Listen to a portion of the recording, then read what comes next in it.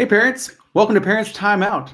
This is the time of the week where we get to gather together, ask some questions, learn from each other, share ideas, and we know that parenting is not a solo sport. That we need community around us. We need to do this with others, not in isolation. So we're glad you're here. I'm Jason Eads, and I'm on the Kids Club staff team at Crossroads, and I'm a dad of three. Been married to my wife Amy for 18 years, I guess now, and I'm excited tonight to be joined by Dr. Dwonna Thomson-Lenoir. She is an expert. She's a doctor of psychology, an owner and therapist at Live Well Group here in Cincinnati, and I'm looking forward tonight to talking with her about just exploring family therapy. What does this look like? How might we know when we need therapy? What are the benefits? Um, so, Dr. Dwonna, why don't you tell us a little bit about yourself? Okay, as you stated, I am a doctor of psychology and the owner of Live Well Group, which is in the Blue Ash area of Cincinnati. I have been in Cincinnati about 7 years now, a native of Chicago. I'm really enjoying Cincinnati and getting to know everything about Cincinnati. I am a mom of three, 13, 9, and 4, and I married my high school sweetheart. His name is Ned, and we are just enjoying life and trying to win and triumph in this thing called parenting as well. High school sweethearts. That's fantastic. Love that. So, thinking about therapy, we know that mental health issues are on the rise in kids. Yeah. So, like, what can I do as a parent to help my kid right now? One of the things that's important to realize is that just as the pandemic has thrown a lot of adults off of our routine and what we're used to, it's done the exact same thing for children. And so we have to realize that they have needs, they have things that they need to get off of their chest. And sometimes it's not very easy to talk about those things. So setting a stage for them to have an opportunity to say what's on their mind is great. So still gathering for dinner and talking about how their day was, even if their day was spent in front of a computer screen. You want to know, how was your day? Was there anything different about today than yesterday? Do you have anything coming up tomorrow that maybe I can help you with or need to be in the know of? It's really about communication, understanding what's going through their mind, understanding any emotions that they may be having, and understanding anything that they've been exposed to in the day so that you can, as a parent, work with them and help them understand the things that are coming their way. Children are up against much more than many of us were as children with the inception of social media, all of the things that are different for children now that we didn't have to deal with. And so it's important to keep those things in mind. And even though some of us really don't like those things, don't like social media, don't like the fact that they are connected to so much in the world remotely, and the internet is such a large, large playground for so many different things. And so as a parent, I know that that worries me and I'm sure it worries others, but it's important to talk to them because if we don't know what they're doing and if we don't know what they're exposed to, we have no idea of how to help them. I love that. I love the idea just of having routine and some connection points that just allow some conversation to happen. Our kids may not open up all the time, but at least if we're consistent, it gives them a chance, at least to, if they want to voice something. Let's Absolutely. say let's say I feel like I noticed some things in my kids that just seem different. How would I know when it's time maybe to pursue therapy? Okay. So the exact timing of when to get therapy can vary by family, by person. I think that it's important to kind of always pay attention to patterns, pay attention to behaviors, changes in behavior. Anything that looks different and seems different deserves attention. And so if you have a kid who's not coming out of their room, or you and your spouse aren't seeing eye to eye, maybe you're a divorced parent and you're co-parenting with your divorced spouse, and it's important that the kids not see negativity between the two of you. So it's really important just to kind of pay attention to your own family dynamics, any changes that happen within your family, and knowing when something is off of what would be considered normal for your family. And so when children are acting out with behaviors, that's something to listen to. When children are withdrawing and not wanting to be in the family spaces and family time, that is something to pay attention to. We don't want to turn a blind eye to anything, especially when they're in the adolescent age, when they are going through so many changes and we don't know who they are for a couple of years. It's important to still stay plugged in, still stay very, very invested in what's going on in their world, because those are the cues that you'll need to know if and when family therapy is necessary. When communication is lacking, when there are always constant issues like arguments, or someone's yelling, someone's not wanting to be bothered, someone's not eating, someone's not sleeping, all of those things are indicative of a need. Will it always be that these things need to be addressed in family therapy? Maybe not. Mhm. But the initial thing to do is ensure that you're paying attention to them, making sure that you're causing everyone's eyes to be open to, hey, you didn't do this last year. And I've noticed that since you've been in whatever grade you're in now, you've changed. Your communication has changed. The way in which you respond to me has changed. The way in which you respond to your dad has changed. And so it's very important that we don't allow our children to think that we're not paying attention, Mhm. because that's exactly when they will try out things, or they will believe that they can get away with things, or they may experiment with things because my mom doesn't pay attention to me, my dad doesn't know anything about me. And so we don't want to be guilty of that type of interaction with our children. We want to ensure that we are invested and that we do stay plugged in. It's always going to be something else to do. Always. As a parent, you could find something to do every day, every hour, every moment. As parents, we have been blessed with children. And so, with that blessing comes a lot of responsibility. And some of that responsibility is to ensure that we're taking the time to realize how our children are developing, how they're communicating, how they're behaving. All of those things are just can give you a cue to when it's time to do something different. When talking hasn't helped, when consequences haven't helped, you've taken the car from them and they still do whatever they want to do. You've told them they can't hang out with friends even in a social distance type way, and they could care less. Those are things that you really want to hone into and say something is different here, and maybe this is above me. And it's okay. As a parent, it is okay to know when your expertise as a parent for your children has ended and you need someone else to help with giving you guys extra resources, extra strategies, things to try that maybe you haven't thought of as a parent. We don't have all of the answers, and it would be very, very difficult for us to have all of the answers, and mistaking of us to allow ourselves not to seek out community to help with things that are important in our family. Yeah, I know oftentimes shame, embarrassment, Yeah, the unknown will keep us from seeking out help from other people. yeah. So talk to me. Let's say I'm open to the possibility, but I'm still Hmm. feeling a little bit of like, I don't know, is there benefit here? Maybe I feel a little bit embarrassed. I'm not even sure maybe where to start. Um, I guess like walk me across that line. Help me as a parent kind of get to the point where I can move past some of that, some of those emotions that might keep me from taking action and taking Well, action. one of the first things, Jason, is you got to admit that you have the feelings. You got to admit that this is something that's different and difficult for me. I've never thought about therapy. I've never been in this position to even seek it out. So I'm aware of what my vulnerabilities are. I'm aware of what the barriers have been for me, and I want to address those. Once you have said that, I'm not going to allow historical things or familial patterns to guide the way in which my children and my family moves forward, then you can start to make those steps to pick up the phone and make a call. You go to the website and send out an inquiry.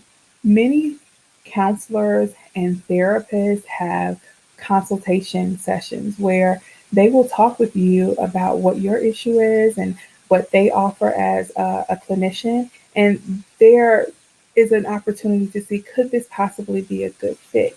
And so doing the work that it takes to bring down those barriers and being very, very open to the possibilities that if you are having, as a parent, some feelings about, I don't know if this is going to work, I don't know if I can be honest and open with a stranger.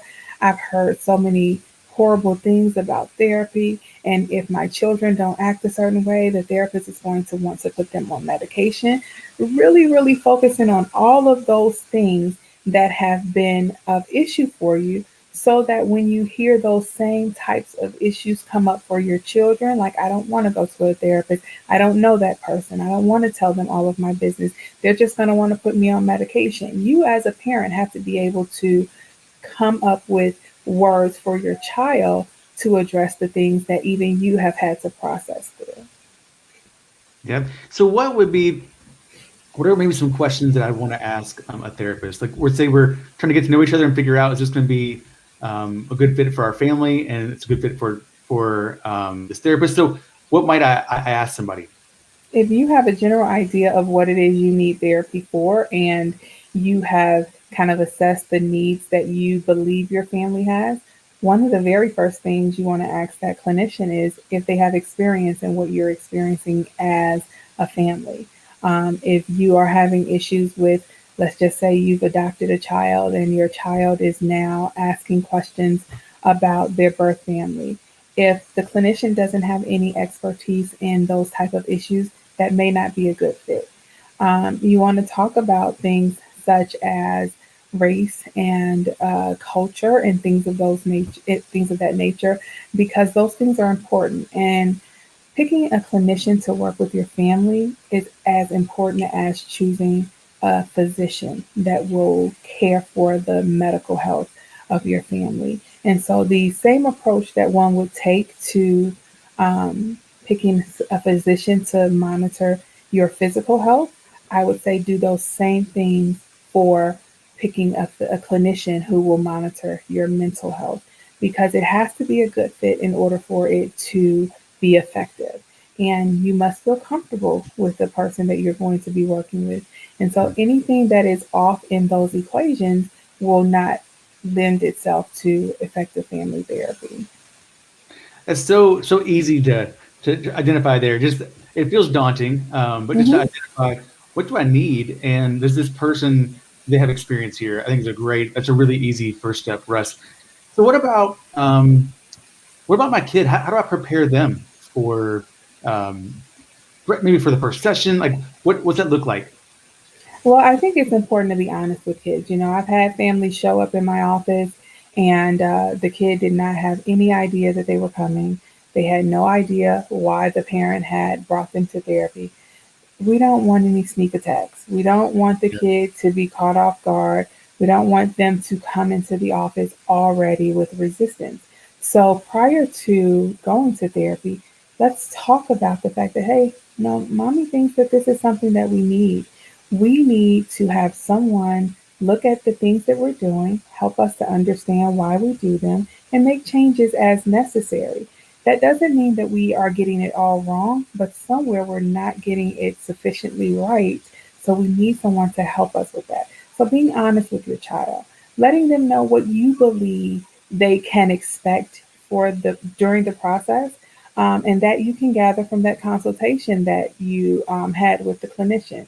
You, as the parent, are asking, what can we expect? What should I prepare my child for? That way, you know what the clinician has shared with you, and you can pass that on to your child. And again, being honest about the fact that you have never done this before. And if you have, that's good too. You can talk about it from a personal experience. But if you've never done therapy before and you've never been in the process, it's going to be something that'll be new to you as well. Being honest with your child about this is new for all of us.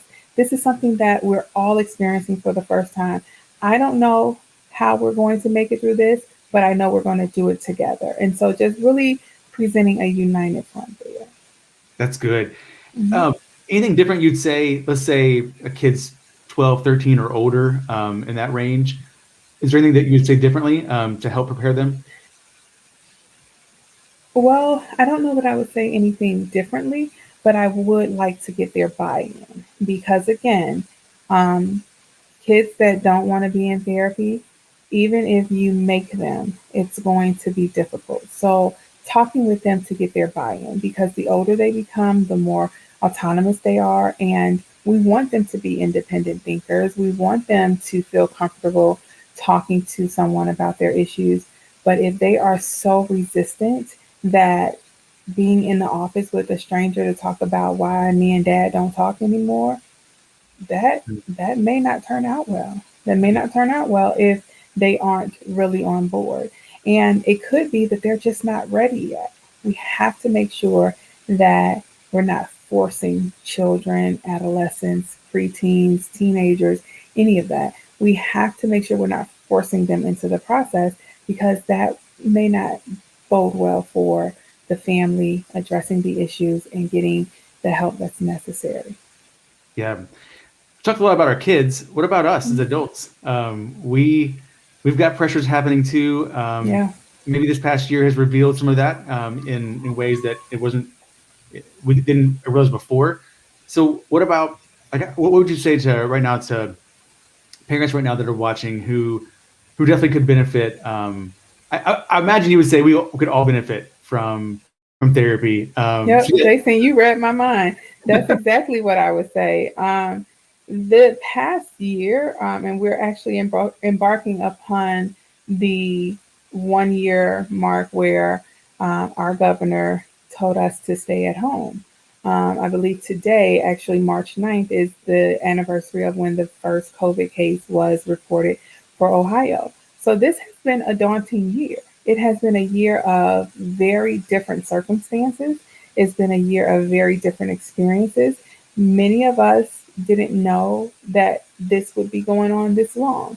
Many of us didn't know how it would feel sitting in the house for months on end, having no connection to the outside world or limited connection to the outside world, and how that would impact our mental health, how that would impact our emotions, how it would impact our interpersonal relationships, like not being able to see a friend and not really understanding that that friend could be going through something. That's why I haven't spoken to them. That's why they haven't called me. All of those things have weighed very heavily on adults as well. And so just really accepting that life has changed for you as well as a parent. And the things that you used to be able to do well, maybe you can't do those things well anymore, simply because you're stressed or you're burdened by things that are different than what you've ever experienced.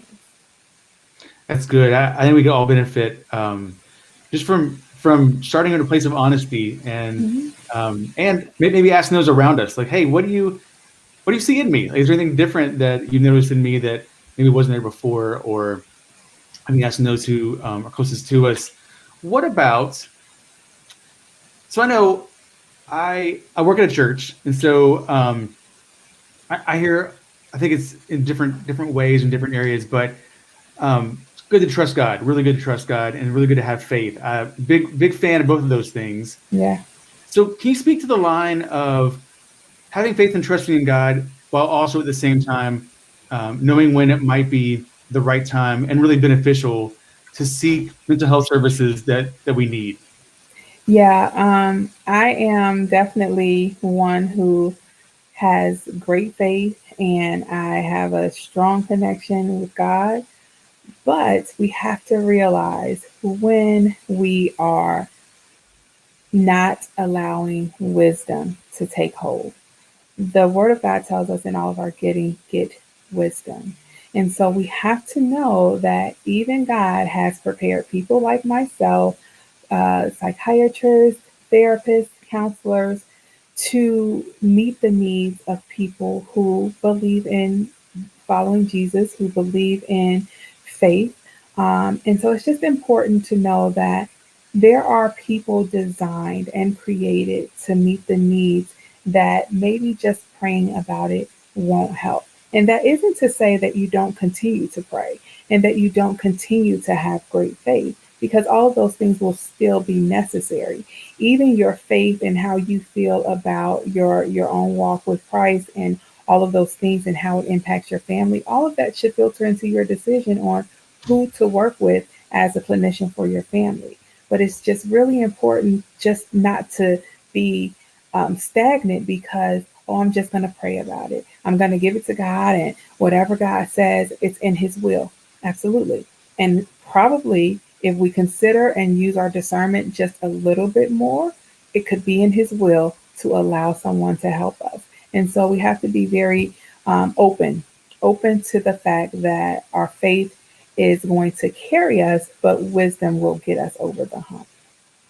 That's good. It's definitely not either or. Both Hmm. of those, we can It can be get on both and. track. That's right. It's both and I Hmm. love the call out to wisdom. The Yeah. Bible says in James, if you need wisdom, if you lack it, just ask God. Yeah. He's got it, and I love Absolutely. that.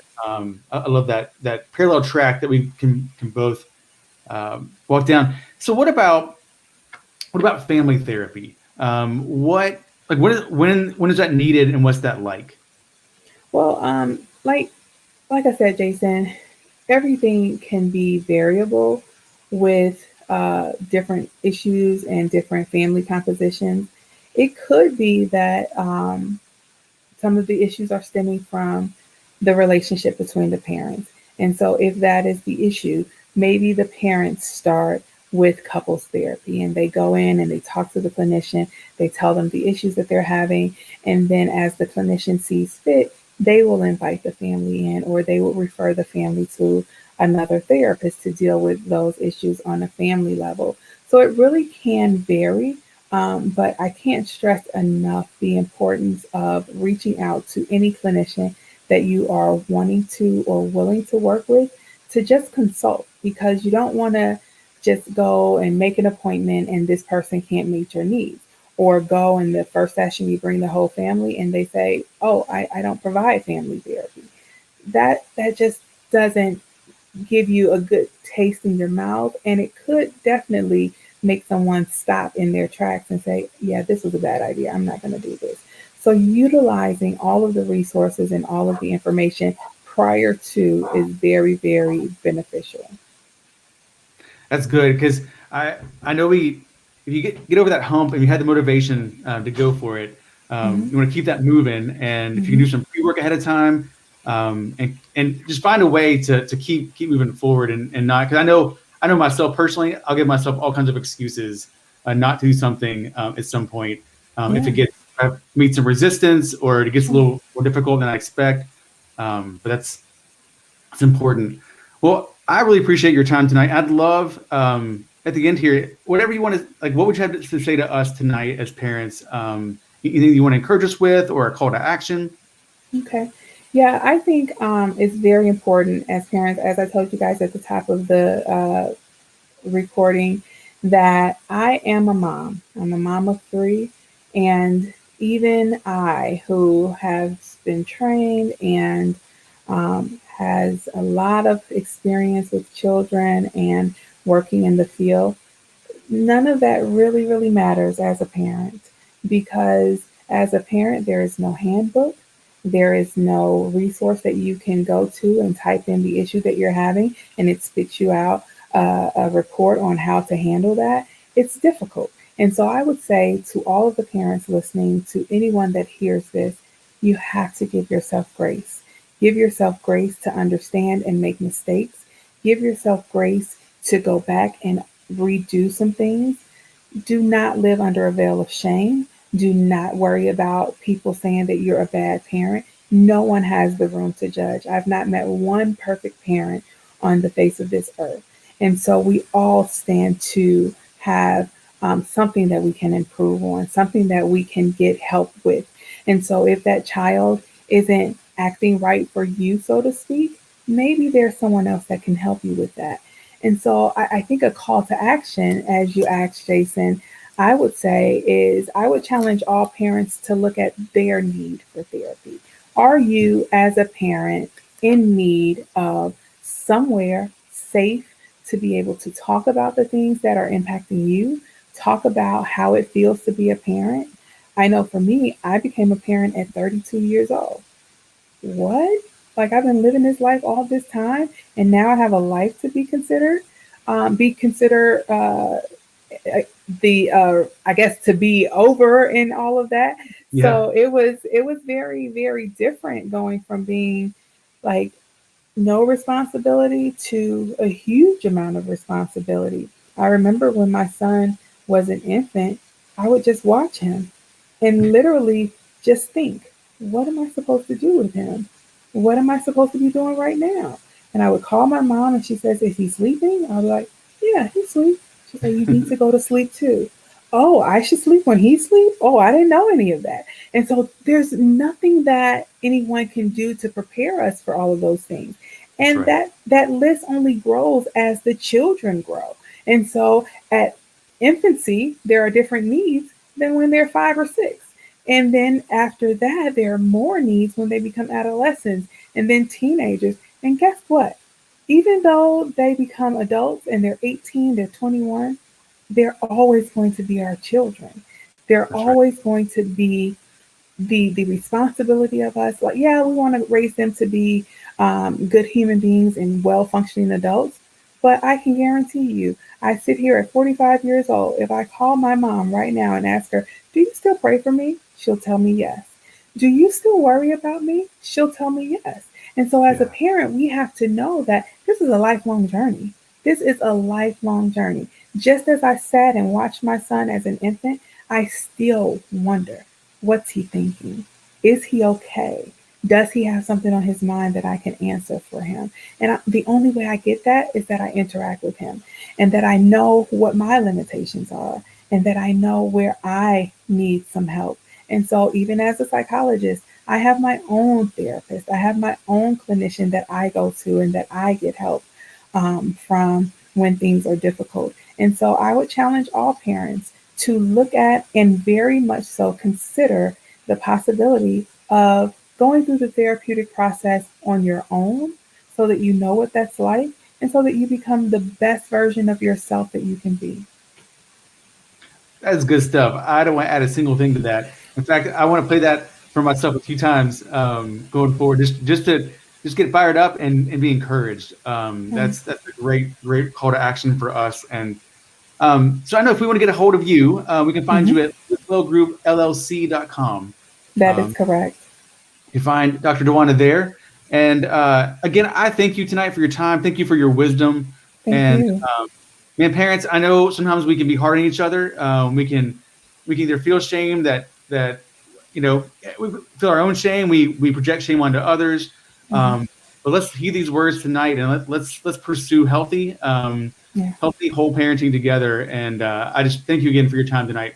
No problem. Thank you so much for having me. And I wish everyone well. And if I could say anything else, don't get in your own way. If there is something that is going on and you need help, don't get in your own way and talk yourself out of it. Minimize the problem. Definitely, definitely work toward resolution in a healthy manner. And therapy is definitely something that is more widely used now, and it is definitely something that people are more open to. And it's actually a personal process. You don't have to go and broadcast, hey, me and my family are in family therapy. It doesn't have to be that way. It can definitely be something that you embark upon in a very personal and private way. That's good. So parents, if you're on the fence right now, if you're wondering, I think you just heard. I think you need to go do Mhm. it, pursue it, go for it. So, hey, Yeah, thanks again, and we'll see you soon. thank you.